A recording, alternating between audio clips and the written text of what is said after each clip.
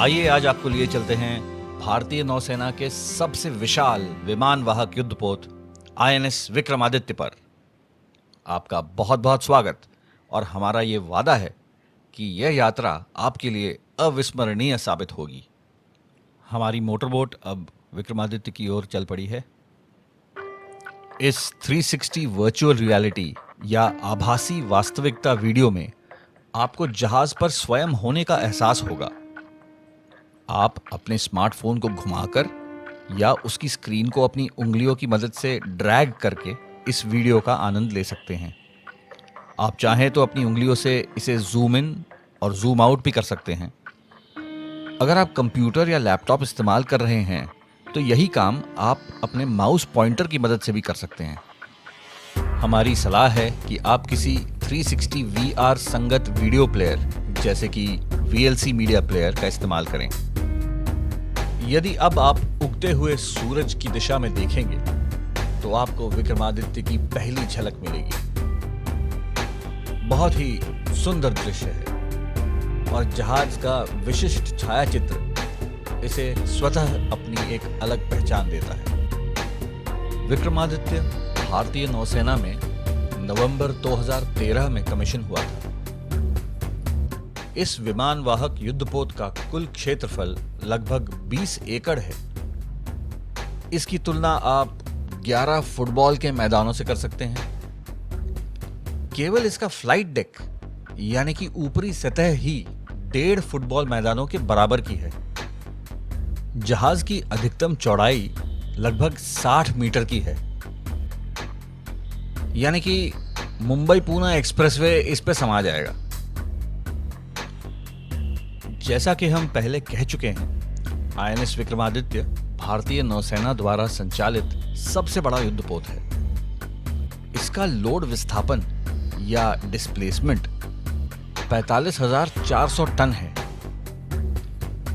मान लीजिए 7,500 अफ्रीकी हाथी यदि एक साथ खड़े हो जाएं, तो इतना डिस्प्लेसमेंट मिलेगा। जहाज पर चढ़ने से पहले क्यों ना हम इसके चारों ओर एक चक्कर मार लें। विक्रमादित्य की ऊंचाई 64 मीटर है, 10.5 मीटर पानी के नीचे और करीब 53.5 मीटर पानी के ऊपर। यही कोई 15 मंजिल इमारत के बराबर। ये 284 मीटर लंबा है।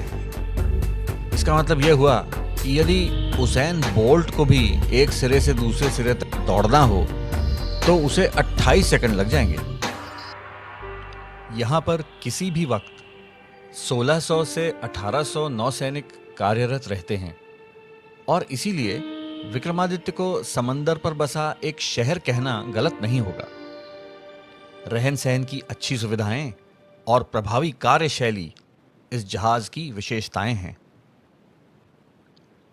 कुछ ही देर में विक्रमादित्य के दिवस अधिकारी और उनकी पाइपिंग पार्टी द्वारा आपका जहाज पर स्वागत किया जाएगा। पाइपिंग विश्व भर की नौसेनाओं द्वारा निभाए जाने वाली एक बहुत पुरानी परंपरा है।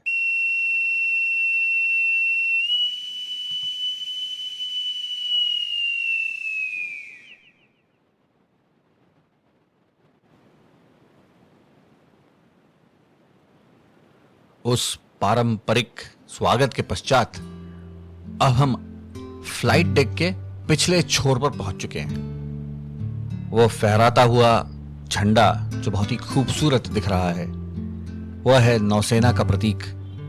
इसे नेवल एनसाइन कहा जाता है। यदि आप झंडे से बाईं तरफ कैमरा घुमाएंगे तो आपको पूरी हवाई पट्टी नजर आएगी।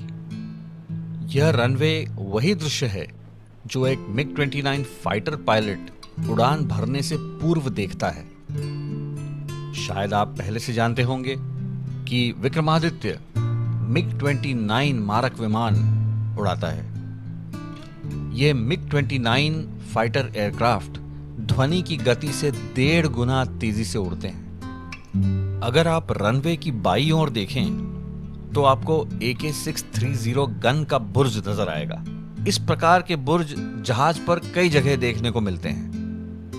AK-630 गन उन कई अस्त्र शस्त्रों में से एक है जो कि विक्रमादित्य पर लगे हैं। दुश्मन के युद्धपोत और मिसाइल्स की तो खैर नहीं। फ्लाइट डेक के पिछले छोर में अरेस्टर वायर स्थापित की गई हैं, जो फाइटर विमान को पोत के विमानतल या फ्लाइट डेक पर लैंडिंग के समय मददगार साबित होती हैं। ये MiG-29 विमान अधिकतम गति से जहाज पर लैंड करते हैं। इसके लिए विमान के पीछे लगे टेल हुक को अरेस्टर वायर पर फंसाया जाता है, जिससे विमान कुछ ही मीटर में पूरी तरह से रुक जाता है। अब आपके सामने है जहाज का वो भाग जो फ्लाइट डेक के ऊपर की तरफ है।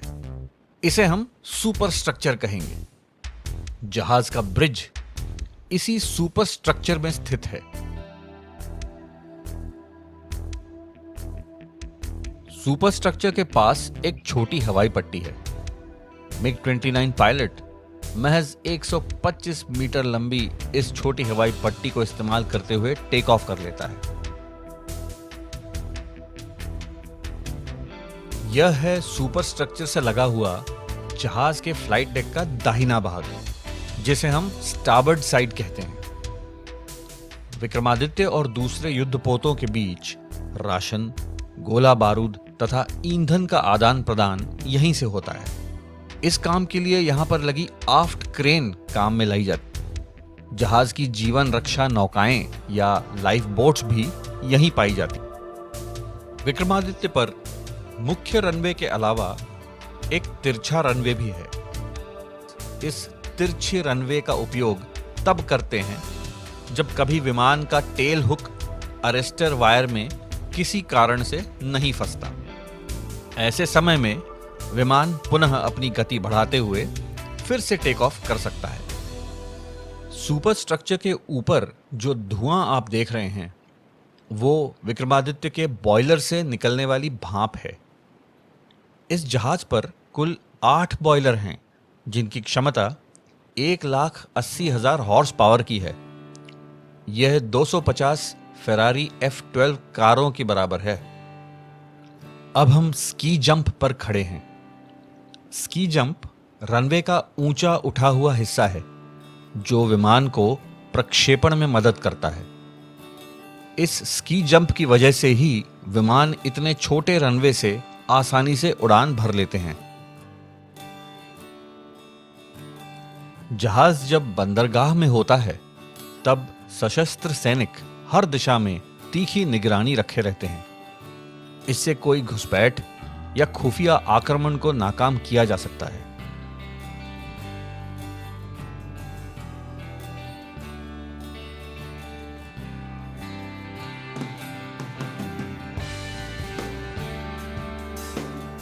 अब हम सुपर स्ट्रक्चर में स्थित ब्रिज के ठीक सामने खड़े हैं।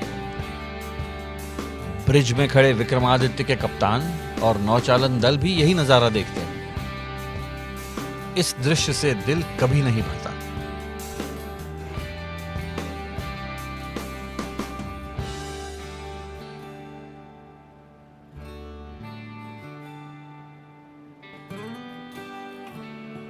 सौभाग्यवश आज सरदार वल्लभ भाई पटेल जी की जन्मतिथि के उपलक्ष्य में INS विक्रमादित्य के सभी कार्मिक एकता की शपथ लेने फ्लाइट डेक पर हाजिर हैं।